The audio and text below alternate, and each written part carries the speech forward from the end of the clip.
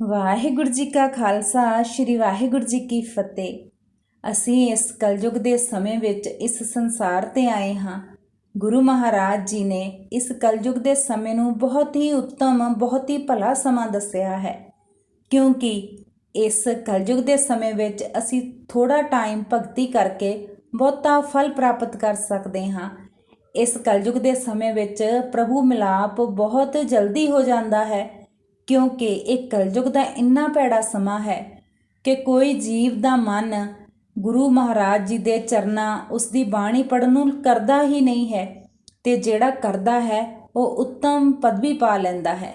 ਪਰ ਜਦੋਂ ਅਸੀਂ ਇੱਕ ਪਾਸੇ ਬਾਣੀ ਰੂਪੀ ਬਾਣੀ ਨੂੰ ਪੜ੍ਹ ਕੇ ਘੜੇ ਨੂੰ ਭਰਦੇ ਹਾਂ ਤੇ ਦੂਸਰੇ ਪਾਸੇ ਉਸ ਨੂੰ ਖਾਲੀ ਕਰੀ ਜਾਂਦੇ ਹਾਂ, ਭਾਵ ਬਾਣੀ ਪੜ੍ਹ ਕੇ ਅਸੀਂ ਆਪਣੇ ਨਾਮ ਰੂਪੀ ਘੜੇ ਨੂੰ ਭਰੀ ਜਾਂਦੇ ਹਾਂ, ਪਰ ਕਿਸੇ ਦਾ ਦਿਲ ਦੁਖਾ ਕੇ, ਕਿਸੇ ਨਾਲ ਬੁਰਾ ਕਰਮ ਕਰਕੇ ਉਸ ਘੜੇ ਨੂੰ ਅਜਾਇਆ ਹੀ ਗਵਾਈ ਜਾਂਦੇ ਹਾਂ।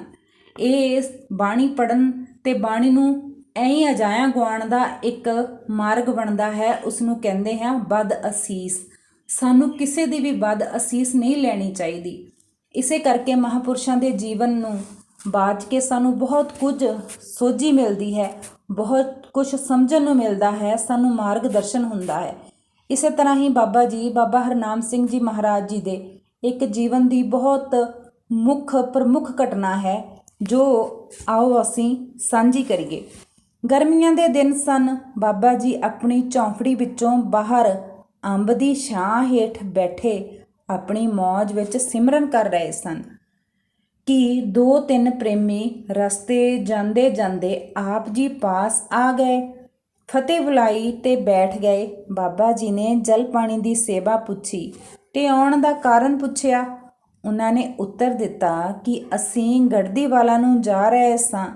ਆਪ ਜੀ ਨੂੰ ਬਾਹਰ ਛਾਵੇਂ ਬੈਠਾ ਦੇਖ ਕੇ ਅਸੀਂ ਸਲਾਹ ਕੀਤੀ ਕਿ ਨਾਲੇ ਥੋੜਾ ਚਿਰ ਛਾਵੇਂ ਆਰਾਮ ਕਰ ਲਈਏ ਤੇ ਨਾਲ ਹੀ ਆਪ ਜੀ ਨਾਲ ਗੱਲਾਂ ਬਾਤਾਂ ਕਰਕੇ ਥੋੜਾ ਸਮਾਂ ਬਿਤਾ ਲਈਏ। ਉਹਨਾਂ ਨੇ ਇੰਨਾ ਕਹਿ ਕੇ ਕੁਝ ਦੁਨਿਆਵੀ, ਕੁਝ ਸਿਆਸੀ ਗੱਲਾਂ ਆਰੰਭ ਕਰ ਦਿੱਤੀਆਂ। ਆਪ ਜੀ ਥੋੜਾ ਸਮਾਂ ਤਾਂ ਉਹਨਾਂ ਦੀਆਂ ਗੱਲਾਂ ਸੁਣਦੇ ਰਹੇ ਤੇ ਹੂੰ ਹੰਗਾਰਾ ਕਰਦੇ ਰਹੇ, ਪਰ ਜਦੋਂ ਆਪ ਜੀ ਨੇ ਦੇਖਿਆ ਕਿ ਇਹ ਤਾਂ ਪਾਣੀ ਰਿੜਕ ਰਹੇ ਹਨ ਤੇ ਅਜੇ ਖਹਿੜਾ ਛੱਡਣ ਦੇ ਰੌਹ ਵਿੱਚ ਨਹੀਂ ਹਨ, ਤਾਂ ਆਪ ਜੀ ਨੇ ਸ਼੍ਰੀ ਸੁਖਮਨੀ ਸਾਹਿਬ ਜੀ ਦਾ ਪਾਠ ਆਰੰਭ ਕਰ ਦਿੱਤਾ। ਕਿਉਂਕਿ ਜੋ ਗੁਰਮੁਖ ਹੁੰਦੇ ਹਨ, ਪ੍ਰਭੂ ਪਿਆਰੇ ਹੁੰਦੇ ਹਨ, ਉਹਨਾਂ ਲਈ ਪਲ ਪਲ ਸਵਾਸ ਨੂੰ ਲੇਖੇ ਲਾਉਣਾ ਬਹੁਤ ਜ਼ਰੂਰੀ ਹੈ। ਉਹ ਸਦਾ ਹੀ ਆਪਣੇ ਸਵਾਸ ਨੂੰ ਲੇਖੇ ਲਾਉਣ ਵਿੱਚ ਸੁਚੇਤ ਰਹਿੰਦੇ ਹਨ। ਉਹਨਾਂ ਨੂੰ ਦੁਨਿਆਵੀ ਗੱਲਾਂ ਚੰਗੀਆਂ ਨਹੀਂ ਲੱਗਦੀਆਂ, ਉਹਨਾਂ ਨੂੰ ਪ੍ਰਭੂ ਪਰਮੇਸ਼ਵਰ ਦੀ ਭਗਤੀ ਚੰਗੀ ਲੱਗਦੀ ਹੈ।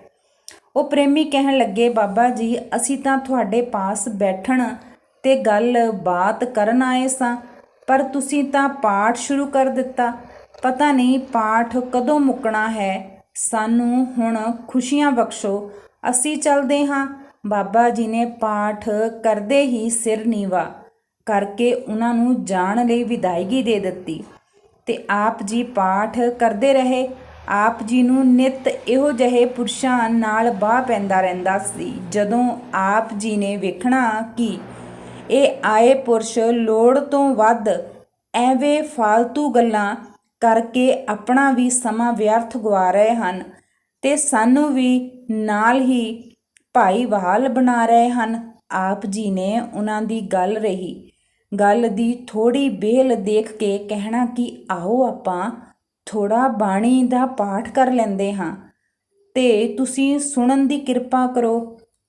ਇਹ ਕਹਿ ਕੇ ਆਪ ਜਾਂ ਕਿਸੇ ਹੋਰ ਪ੍ਰੇਮੀ ਪਾਸੋਂ ਸ੍ਰੀ ਸੁਖਮਨੀ ਸਾਹਿਬ ਜੀ ਦਾ ਜਾਂ ਕਿਸੇ ਹੋਰ ਬਾਣੀ ਦਾ ਪਾਠ ਆਰੰਭ ਕਰਵਾ ਦੇਣਾ ਜਾਂ ਕਰ ਲੈਣਾ।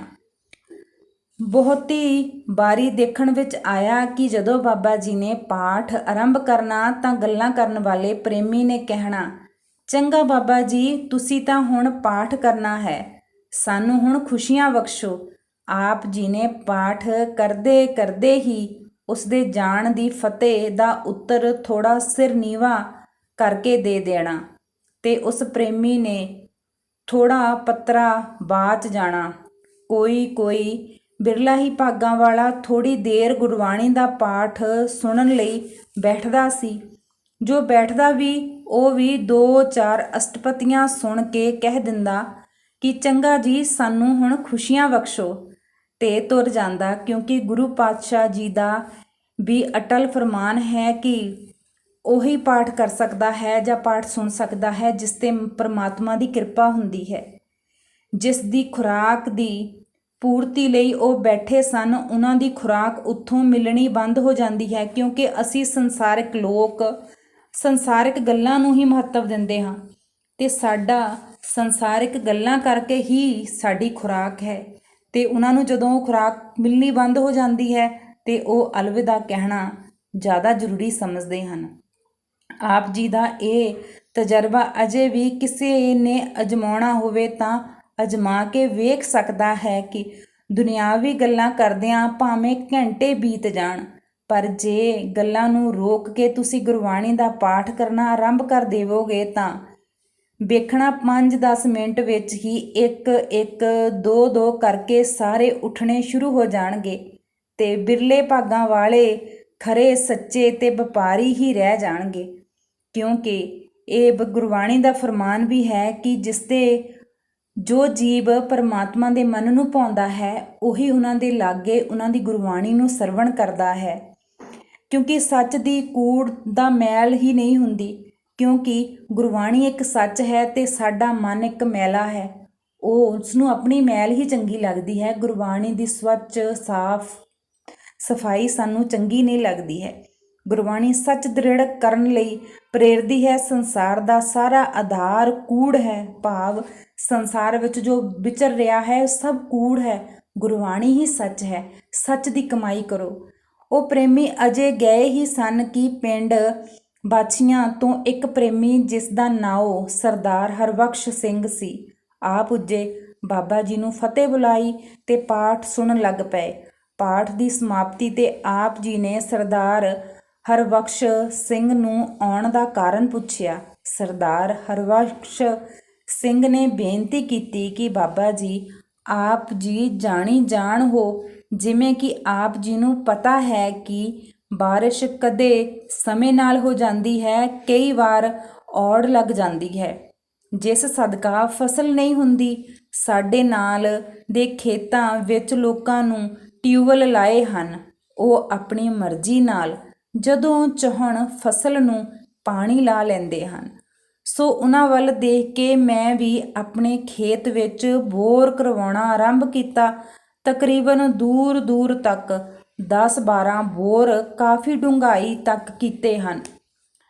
ਪੱਤਣ ਵੀ ਠੀਕ ਆ ਜਾਂਦਾ ਹੈ। ਬੋਰ ਕਰਨ ਵਾਲੇ ਵੀ ਕਹਿੰਦੇ ਹਨ ਕਿ ਪੱਤਣ ਬਹੁਤ ਸੋਹਣਾ ਹੈ।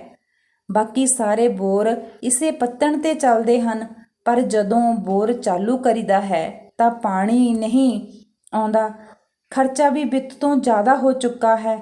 ਅਗਾਂਹ ਵੀ ਕੋਈ ਆਸ ਨਹੀਂ ਕਿ ਮੈਂ ਹੁਣ ਆਪ ਜੀ ਪਾਸ ਬੇਨਤੀ ਲੈ ਕੇ ਆਇਆ ਹਾਂ ਕਿ ਮੈਨੂੰ ਕੋਈ ਉਪਾਅ ਦੱਸੋ ਜਿਸ ਕਰਕੇ ਮੈਨੂੰ ਟਿਊਬਵੈੱਲ ਲਾਉਣ ਵਿੱਚ ਸਫਲਤਾ ਪ੍ਰਾਪਤ ਹੋਵੇ ਤੇ ਪਾਣੀ ਮਿਲ ਜਾਵੇ।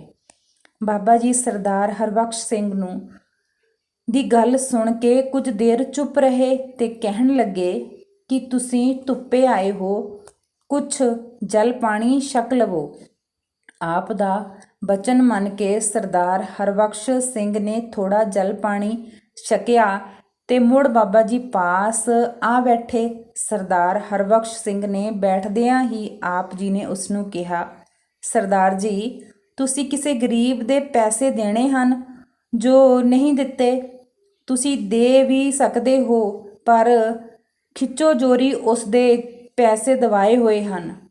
ਉਹ ਗਰੀਬ ਦੀ ਹਾਂ ਤੁਹਾਡੇ ਬੋਰ ਵਿੱਚ ਰੁਕਾਵਟ ਬਣ ਰਹੀ ਹੈ। ਬਾਬਾ ਜੀ ਨੇ ਇਹ ਵਚਨ ਸੁਣ ਕੇ ਸਰਦਾਰ ਹਰਬਖਸ਼ ਸਿੰਘ ਨੇ ਦੁਨਿਆਵੀ ਚਤੁਰਾਈ ਅਧੀਨ ਉੱਤਰ ਦਿੱਤਾ ਕਿ ਬਾਬਾ ਜੀ, ਮੈਂ ਕਿਸੇ ਦੇ ਪੈਸੇ ਨਹੀਂ ਮਾਰੇ ਤੇ ਨਾ ਹੀ ਕਿਸੇ ਦੇ ਦੇਣੇ ਹਨ। ਬਾਬਾ ਜੀ ਕਹਿਣ ਲੱਗੇ, ਸਰਦਾਰ ਜੀ, ਜਰਾ ਧਿਆਨ ਨਾਲ ਸੋਚ ਲਵੋ। ਕਾਰਨ ਇਹੀ ਹੈ, ਜਿੰਨਾ ਚਿਰ ਤੁਸੀਂ ਉਸ ਗਰੀਬ ਦੇ ਪੈਸੇ ਦੇ ਕੇ ਨਿਕਲ ਰਹੀ ਹਾਂ ਨੂੰ ਬੰਦ ਨਹੀਂ ਕਰੋਗੇ, 10-12 ਤਾਂ ਕੀ ਭਾਵੇਂ ਸਾਰੇ ਖੇਤ ਵਿੱਚ ਬੋਰ ਕਰਵਾਈ ਜਾਵੋ, ਪਾਣੀ ਨਹੀਂ ਆਵੇਗਾ।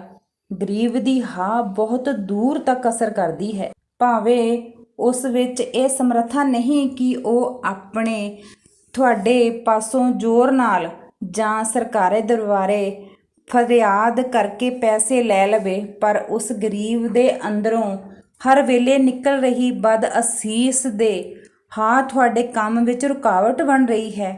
ਜਰਾ ਧਿਆਨ ਨਾਲ ਆਪਣੇ ਅੰਦਰ ਝਾਤੀ ਮਾਰੋ। ਕਾਰਨ ਇਹੀ ਹੈ, ਸਰਦਾਰ ਨੂੰ ਪਤਾ ਤਾਂ ਸੀ ਕਿ ਜਦੋਂ ਆਪ ਜੀ ਨੇ ਦੁਬਾਰਾ ਦ੍ਰਿੜਤਾ ਭਰੇ ਸੱਚੇ ਬਚਨ ਸਰਵਣ ਕੀਤੇ ਤਾਂ ਅੰਦਰ ਜੋ ਅਸਲੀਅਤ ਸੀ ਉਹ ਲਹਿਜੇ ਹੀ ਬਾਹਰ ਆ ਗਈ। ਸਰਦਾਰ ਹਰਬਖਸ਼ ਸਿੰਘ ਨੇ ਕਿਹਾ ਕਿ ਬਾਬਾ ਜੀ, ਆਪ ਜੀ ਦਾ ਵਚਨ ਸੱਤ ਹੈ। ਮੈਂ ਇੱਕ ਗਰੀਬ ਦੇ 280 ਰੁਪਏ ਦੇਣੇ ਹਨ। 2 ਸਾਲ ਹੋ ਗਏ ਹਨ। ਉਸਨੇ ਕਈ ਵਾਰ ਮੰਗੇ ਹਨ, ਪਰ ਮੈਂ ਉਸਨੂੰ ਨਹੀਂ ਦਿੱਤੇ। ਆਪ ਜੀ ਨੇ ਸਰਦਾਰ ਹਰਬਖਸ਼ ਸਿੰਘ ਨੂੰ ਕਿਹਾ ਕਿ ਸਰਦਾਰ ਜੀ, ਜੇ ਬੋਰ ਵਿੱਚੋਂ ਪਾਣੀ ਲੈਣਾ ਹੈ ਤਾਂ ਪਹਿਲਾਂ ਉਸ ਗਰੀਬ ਦੇ ਪੈਸੇ ਜਿੰਨੇ ਦੇਣੇ ਹਨ ਉਸ ਨੂੰ ਮੂਲ ਨਾਲ ਵਿਆਜ ਵੀ ਦੇ ਕੇ ਆਓ, ਤਦ ਉਸ ਦੀ ਖੁਸ਼ੀ ਹੋਵੇਗੀ। ਪੈਸੇ ਦੇਣ ਉਪਰੰਤ ਗੁਰੂ ਮਹਾਰਾਜ ਜੀ ਦੇ ਚਰਨਾਂ ਵਿੱਚ ਕੜਾਹ ਪ੍ਰਸ਼ਾਦ ਦੀ ਦੇਗ ਕਰਵਾ ਕੇ ਕੀਤੀ ਭੁੱਲ ਦੀ ਮਾਫੀ ਲਈ ਅਰਦਾਸ ਕਰਵਾਓ। ਤੁਹਾਡਾ ਪਾਣੀ ਉਸੇ ਬੋਰ ਵਿੱਚੋਂ ਮਿਲ ਜਾਵੇਗਾ। ਸਰਦਾਰ ਹਰਬਖਸ਼ ਸਿੰਘ ਜੀ ਦੇ ਮਨ ਵਿੱਚ ਆਪ ਜੀ ਦੇ ਸੱਚੇ ਵਚਨ ਨੇ ਘਰ ਕੀਤਾ। ਮਨ ਵਿੱਚ ਪਛਤਾਵਾ ਹੋਣਾ ਸ਼ੁਰੂ ਹੋ ਗਿਆ। ਬਾਬਾ ਜੀ ਨੇ ਨਾਲ ਪੈਸੇ ਦੇਣ ਦਾ ਵਚਨ ਕਰਕੇ ਵਿਦਾਇਗੀ ਲਈ ਘਰ ਜਾ ਕੇ ਪੈਸੇ ਇਕੱਤਰ ਕੀਤੇ ਤੇ ਉਸ ਪ੍ਰੇਮੀ ਨੂੰ ਘਰ ਸੱਦ ਕੇ ਮੂਲ ਦੇ ਨਾਲ 50 ਰੁਪਏ ਹੋਰ ਪਾ ਕੇ ਦਿੱਤੇ। 330 ਰੁਪਏ ਮਿਲਣ ਨਾਲ ਉਸ ਗਰੀਬ ਦੇ ਮਨ ਵਿੱਚ ਕਈ ਆਸਾਂ ਉਮੀਦਾਂ ਜਾਗ ਪਈਆਂ। ਭਾਵੇਂ ਉਸ ਦੇ ਪੈਸੇ ਹੀ ਸਨ, ਉਸ ਨੂੰ ਹੀ ਮਿਲਣੇ ਸਨ, ਪਰ ਅਚਾਨਕ ਮਰੀ ਹੋਈ ਰਕਮ ਸਮੇਤ ਵਿਆਜ ਮਿਲਣ ਨਾਲ ਉਸ ਦਾ ਅੰਦਰ ਖਿੜ ਗਿਆ ਤੇ ਉਹ ਅਸੀਸ ਦਿੰਦਾ ਘਰ ਨੂੰ ਚਲਾ ਗਿਆ। ਅਗਲੇ ਦਿਨ ਸਰਦਾਰ ਹਰਬਖਸ਼ ਸਿੰਘ ਨੇ ਘਰੋਂ ਰਸਤ ਖੜੀ ਗੁਰਦੁਆਰਾ ਸਾਹਿਬ ਤੇ ਪ੍ਰਸ਼ਾਦ ਬਣਾਇਆ। ਬਾਬਾ ਜੀ ਨੇ ਅਰਦਾਸ ਕੀਤੀ ਕਿ ਮਹਾਰਾਜ ਜੀ, ਇਹ ਪ੍ਰੇਮੀ ਹੋਈ ਭੁੱਲ ਨੂੰ ਦੂਰ ਕਰਕੇ ਹੁਣ ਆਪ ਜੀ ਪਾਸੋਂ ਮੁਆਫੀ ਮੰਗਣ ਲਈ ਹਾਜ਼ਰ ਹੋਇਆ ਹੈ। ਅਣਜਾਣ ਜਾਣ ਕੇ ਖਿਮਾ ਕਰੋ ਤੇ ਆਪਣੇ ਭਾਣੇ ਵਿੱਚ ਮਨੋਕਾਮਨਾ ਦੀ ਪੂਰਤੀ ਕਰੋ। ਅਰਦਾਸ ਉਪਰੰਤ ਪ੍ਰਸ਼ਾਦ ਲੈ ਕੇ ਸਰਦਾਰ ਹਰਬਖਸ਼ ਸਿੰਘ ਸਿੱਧਾ ਬੋਰ ਵਾਲੇ ਖੇਤ ਵਿੱਚ ਪੁੱਜਾ। ਕਾਰੀਗਰਾਂ ਨੇ 2-4 ਬੋਰੀਆਂ ਬੋਰ ਵਿੱਚ ਮਾਰ ਕੇ ਚੜਾਈ ਹੋਈ ਰੇਤਾ ਕੱਢੀ ਤੇ ਬੋਰ ਦਾ ਸਮਾਨ ਵਿੱਚ ਪਾ ਦਿੱਤਾ। ਸਾਰੀ ਤਿਆਰੀ ਹੋ ਜਾਣ ਉਪਰੰਤ ਟਿਊਬਵੈੱਲ ਚਲਾਇਆ। ਪਾਣੀ ਬੇਅੰਤ ਆਇਆ। ਸਾਰੇ ਹੈਰਾਨ ਸਨ, ਪਰ ਵਿਚਲੀ ਗੱਲ ਦਾ ਕਿਸੇ ਨੂੰ ਪਤਾ ਨਹੀਂ ਸੀ। ਤਕਰੀਬਨ ਅੱਜ 30 ਸਾਲ ਤੋਂ ਉੱਥੇ ਦਾ ਸਮਾਂ ਉਹ ਗਿਆ ਹੈ। ਨਿਰੰਤਰ ਉਹ ਬੋਰ ਲਗਾਤਾਰ ਹੀ ਪਾਣੀ ਦੇ ਰਿਹਾ ਹੈ। ਇਹ ਜੋ ਘਟਨਾ ਲਿਖਣ ਦੇ ਭਾਵ ਪਰਮੇਸ਼ਰ ਹਰ ਪ੍ਰਾਣੀ ਮਾਤਰ ਵਿੱਚ ਵਸਦਾ ਹੈ। ਜਦੋਂ ਆਪਾਂ ਕਿਸੇ ਦੇ ਮਨ ਨੂੰ ਠੇਸ ਪਹੁੰਚਾਉਂਦੇ ਹਾਂ ਤਾਂ ਉਹ ਸਿੱਧਾ ਸਾਡੇ ਆਤਮਿਕ ਪੰਥ ਵਿੱਚ ਬਹੁਤ ਵੱਡਾ ਨੁਕਸਾਨ ਕਰਦੀ ਹੈ। ਉੱਥੇ ਦੁਨਿਆਵੀ ਕੰਮ ਵਿੱਚ ਰੁਕਾਵਟ ਵੀ ਖੜੀ ਕਰਦੀ ਹੈ।